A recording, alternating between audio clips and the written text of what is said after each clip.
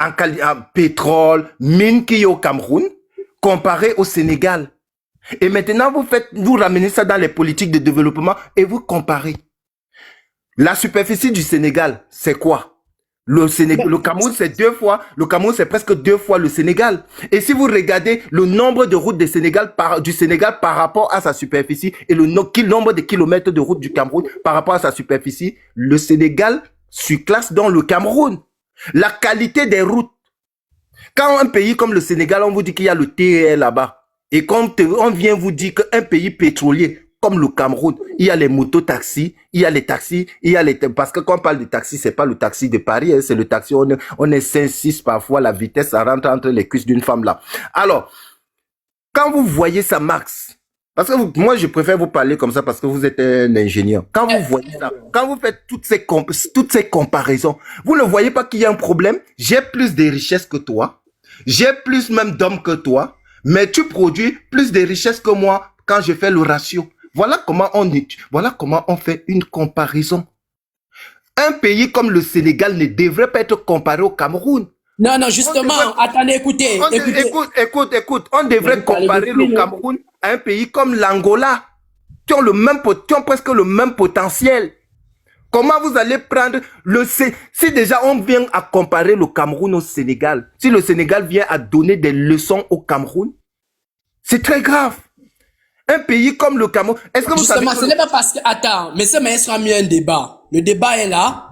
Écoutez très très bien, monsieur Momo, vous allez comprendre quelque chose. C'est quoi? C'est que, d'abord le programme, si je ressors le programme, que le programme soit vrai ou faux, c'est parce que ces gens-là nous ont fait comprendre qu'en réalité, il n'y a pas de programme. Alors, je ne peux pas débattre sur ça. Attends, écoutez, vous allez comprendre où je vais en venir. Ils ont raison. Le Sénégal, même vous-même, monsieur Momo, vous n'enviez pas ce Sénégal. Non, ils ont raison, Max.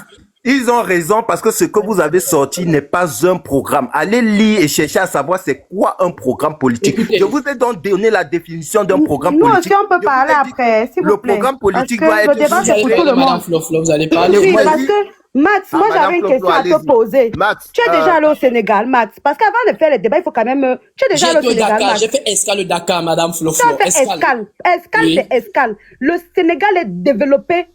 C'est-à-dire que la quantité de développement... Dis le Dakar, ne confondez pas, dis le Dakar. Je te parle de Sénégal. Je ne te parle pas de Dakar. Donc, après, j'ai une question pour vous. Il n'y a pas de problème de l'électricité au Sénégal. Max, l'autoroute ne se trouve pas à Dakar. Non, j'ai une question à vous. Je sais, attendez, l'autoroute ne se trouve pas à Dakar. Attendez, quand on parle de l'autoroute, c'est exactement un... Mars, attends, Mars. Flo, tu as la parole, parle. Elle me posait la question, non? L'autoroute ne se trouve pas à Dakar. Non, pas les questions. Laisse-les pas. Elle parle d'abord. Tu veux dire quoi, Flo? Le TR, là, le R, ce n'est pas dans Dakar, c'est dans le quartier aussi. Il faut arrêter. J'ai vécu au Sénégal. J'ai vécu pendant 7 ans au Sénégal. Je suis retournée au Sénégal il y a 2 mois. J'ai dit, le changement est impressionnant. Il faut avouer. Le Sénégal peut enseigner le Cameroun. J'ai vécu, c'est-à-dire que mon père, c'est un politicien. Quand j'ai vu ce que mon propre père dans la politique de Pobia faisait, j'ai dit que merde, avec ça, on va avancer. Avec ça, on va avancer, faire rentrer les enfants dans les lycées qui n'ont même pas eu le BEPC à cause de l'argent. Tu prends un enfant, tu le fais. Donc, Max, il faut accepter. Depuis tout à l'heure, les grands frères sont en train de te parler. Les grands frères ceux qui sont dans la politique sont en train de parler. Mon frère, le discours que tu es en train de faire, avoir le programme. Avoir le programme, c'est quelque chose. Avoir le programme, comme un grand frère dit, il faut mettre les chiffres et réaliser. Parce que écrit pour rien là, recopier dans le cahier de ton voisin et ne pas comprendre ce que tu recopies, ça ne te sert à rien. Si tu ne comprends pas ce que tu recopies, ça ne te sert à rien de recopier. Donc il faut vous savez le système qui gère le truc là, les moyens ferroviaires au Sénégal, vous savez ça, Mars, laisse-moi d'abord finir, je ne vais pas rester longtemps. Je ne vais pas rester longtemps, Max. Il faut accepter que le Cameroun a besoin de changement. Le président au pouvoir, est-ce que c'est de la faute de Pobia? Tout ce qui se passe, tous les voleurs dans son gouvernement, est-ce qu'il est au courant? Je ne sais pas. Je ne sais pas. Il ne faut pas qu'on jette tout sur là-dessus. Le président est vieux. Pobia est vieux. Normalement, on devrait l'enlever comme on a enlevé certaines personnes par force là. Dans les pays voisins. Le problème, c'est que les Camerounais aiment trop parler en cachette. Il faut réagir. Personne ne réagit. Personne ne réagit. Personne n'a voté pour Biya. Nous tous, on connaît comment ça s'est passé. Moi, je ne vais pas partir au Cameroun, donc personne ne va m'arrêter. Donc, il faut accepter, il faut pas développer des trucs pour essayer de mettre le Cameroun. Quand quelqu'un chie, il faut dire que ça sent mauvais, mon frère. Max, arrête de chercher les discours, arrête de chercher les excuses au pays, au Cameroun. Le Cameroun va mal, mon frère. Le Cameroun va mal. Après, j'aurai des questions, s'il vous plaît. Oui, le Cameroun va mal, Max.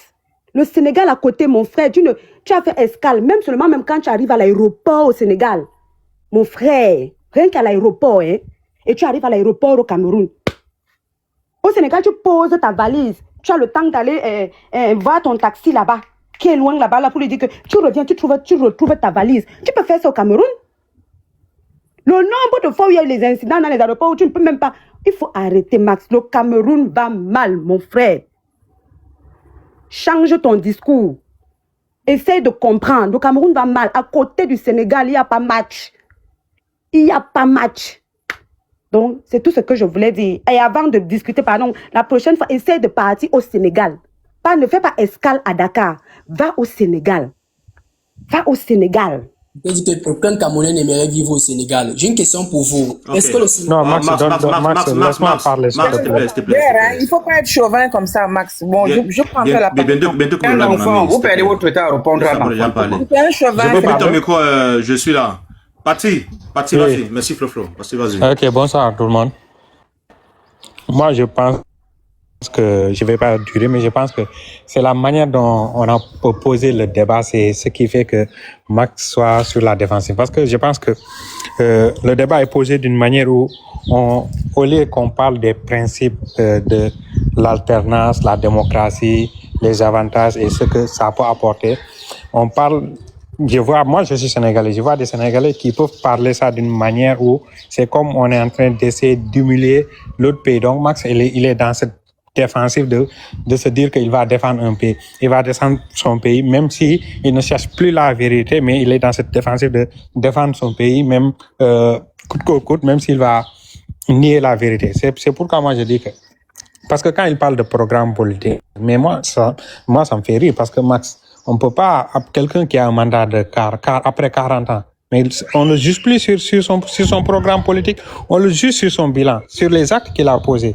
Moi, je ne peux pas juger, moi je dis au Sénégal, je ne peux pas juger un président qui a fait un mandat de 5 ans, je ne peux pas le juger sur son futur programme politique, je le juge d'abord sur le bilan qu'il a eu à poser, sur ce qu'il a eu à réaliser. Après, là, je peux dire que celui-là, il a fait quelque chose, donc je peux lui redonner la confiance à ce que lui donner un autre mandat, mais à pas le juger sur sur son programme politique. Après, ce que moi je parle, je sais, l'alternance, la démocratie, c'est pas un acquis, c'est pas quelque chose qui va changer les choses, mais ça montre une chose, ça montre le niveau de conscience des populations. Le niveau d'exigence. Parce que quand vous parlez les terres là, quand vous parlez les autoroutes là, tout ce que vous parlez là, c'est Macky Sall qui l'a construit.